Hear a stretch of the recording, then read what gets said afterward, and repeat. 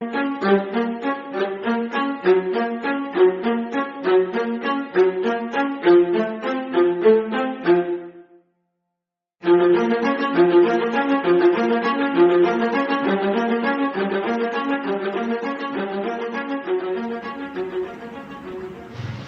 Selatan adalah salah satu kota penyangga bagi Jakarta yang mengusung konsep pembangunan nature-based solution atau kota hijau. Konsep ini memungkinkan pembangunan kota yang terintegrasi dengan lingkungan lokal. Berdasarkan ASEAN Green City Index 2016, Tangerang Selatan sendiri meraih poin 52,15% dari performa di rentang rata-rata. Sampah masih menjadi masalah bagi Tangerang Selatan setelah berdiri secara otonom pada 2008. Di Tangerang Selatan, setidaknya 1.000 ton timbulan sampah muncul setiap harinya dari luasan wilayah 164 km persegi. Sekarang itu masuk kena sampah, kan? Iya benar. Kalau dengan musim kena malau itu, maunya juga, aduh, saya mau pingsan.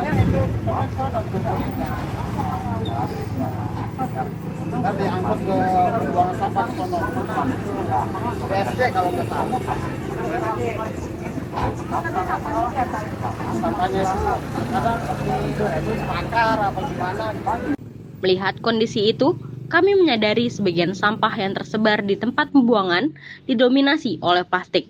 Bahkan, hampir semua aktivitas masyarakat Tangerang Selatan masih mengandalkan plastik. Nah, sampah plastik ini dari produksinya sampai penanganannya itu menghasilkan CO2 semua.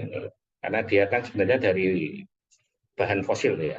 Kalau kita lihat plastik itu kan sebenarnya dari minyak bumi juga. Proses produksinya sudah menghasilkan CO2. Penanganannya tidak tertangani, merusak tanah, bisa menghasilkan juga. Kemudian belum lagi kalau dibakar. Nah, ini kan kemudian menjadi sangat pelik sekali di dalam penanganan sampah di kota-kota besar, termasuk di Tangsel ini. Rata-rata kalau kita lihat data SIPSN, itu Sistem Informasi Pengelolaan Sampah Nasional yang dibuat oleh KLHK itu kan tidak sampai 50% penanganan sampah seluruh Indonesia itu.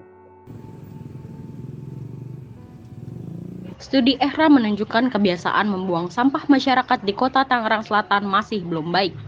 55% masyarakat masih memiliki kebiasaan menimbun sampah. Kami melakukan pengamatan dengan mengunjungi beberapa TPS terdekat.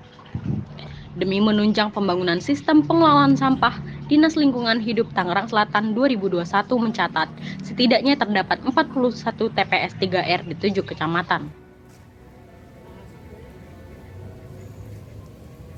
Kalau sampah plastik mah nggak hilang 30 tahun, nggak hancur.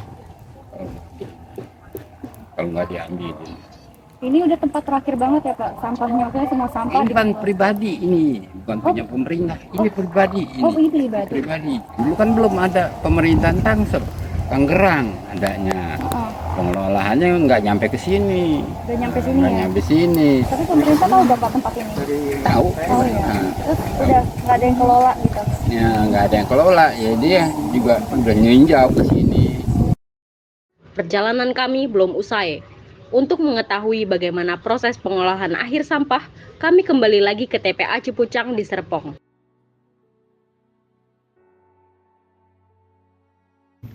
Oke teman-teman, di sini kita sudah sampai di, kalau bisa kalian lihat, di TPA Cipucang. Tapi sayang sekali, ini kedatangan kita yang keempat kali dan kita masih belum mendapatkan izin. Kita udah coba untuk kirim surat, kita udah coba untuk kirim email, tapi ternyata masih kurang cukup. Jadi kita masih belum bisa untuk dokumentasi tempat ini. Lokasi TPA Cipucang cukup dekat dengan pemukiman warga sekitar, terutama bagi masyarakat Kampung Nambu. Padahal, standar TPA menurut Peraturan Pemerintah Nomor 81 Tahun 2012 tentang pengelolaan sampah rumah tangga menyatakan bahwa pembangunan suatu TPA harus lebih dari 1 km dari pemukiman. Kami menemui warga lokal untuk berbincang mengenai kondisi TPA. Di sini kan bukan bukan perumahan. Awalnya di sini tuh rumah cuma 3. Oh, cuma 3. 3 rumah. Rumah kakek saya, terus rumah uang saya, rumah bapak saya di sini. Hutan dulu mah di sini mah sawah, hutan. Jadi belum ada banyak orang. Jalan aja masih susah. Sekitar tahun 2005-an lah. 2005-an. Ini 2005-an ramainya TPA nih. Baru resmi. Baru resmi ya. Oh, pakai tanah. Ditutupin gitu. Ya, Oh, ditutupin pakai ditutup. tanah, di sampah lagi, baru diuruk lagi. Wah, Gitu. gunung dong. Itu sampai jadi pegunungan sekarang. Yang sebelah sana udah jadi bukit. Itu beneran bukit. Iya, Tapi kayak isinya sampah, bukit sampah itu ya. Pernah longsor dulu waktu di pinggir kali itu. Kali Cisadane. Iya, kali Cisadane. Makanya sekarang itu yang ke sebelah sini kan udah di stop, nggak boleh buang ke sini karena sering longsor Sering kan. longsor. Nah, Iya, tergantung lagi iya, arah arah angin gitu. Kalau arah anginnya ke kita ya ke sini ya mau kecium Iya. gitu. Kalau ke area-area pasar itu juga masih kecil. Masih kecil. Heeh. Sampai Pamulang kecil. Ke ke Batan juga masih kecil. Ke Batan. Batan ya sih. Wah, udah ya sana. Kalau lagi arah anginnya lagi kenceng ya mungkin kebetulan di sini juga lagi produksi gitu kan, pasti anginnya ke sana ya kecium ke sana gitu. Ini cuma ditimbun doang. Ya gitu ya, Pak? ditimbun. Jadi kalau yang awalnya itu kan sampah, tutup tanah, sampah lagi, tanah lagi. Jadi buang sampah ya nggak ada sampah plastik kalau zaman dulu mah. Oh, nggak ada. Nggak ada. Zaman sekarang kan semuanya serba plastik. Gitu. Jadi sampah tuh dari plastik banyak numpuk. Beda dengan saya kecil dulu beda gitu. Perlu keterlibatan partisipasi masyarakat untuk menekan angka timbunan sampah.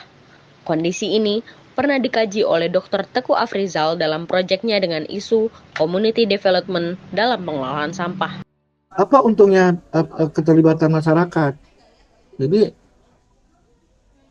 apa pentingnya? Satu, dia meningkatkan keikutsertaan komunitas lokal tadi itu dalam pengelolaan sampah tadi di tempat tinggalnya, gitu ya. Yang kedua, meningkatkan kemampuan masyarakat lokal untuk transformative learning. Jadi setiap hari mereka melakukan hal itu, misalnya ada badan, ada organisasi, nanti di situ ada ketua, ada bendahara, ada pengurus, ada siapa yang memonitor, siapa yang melakukan ini, siapa yang mengutip uang sumbangan misalnya kan untuk pengelolaan sampah. Nah, mereka belajar dari situ.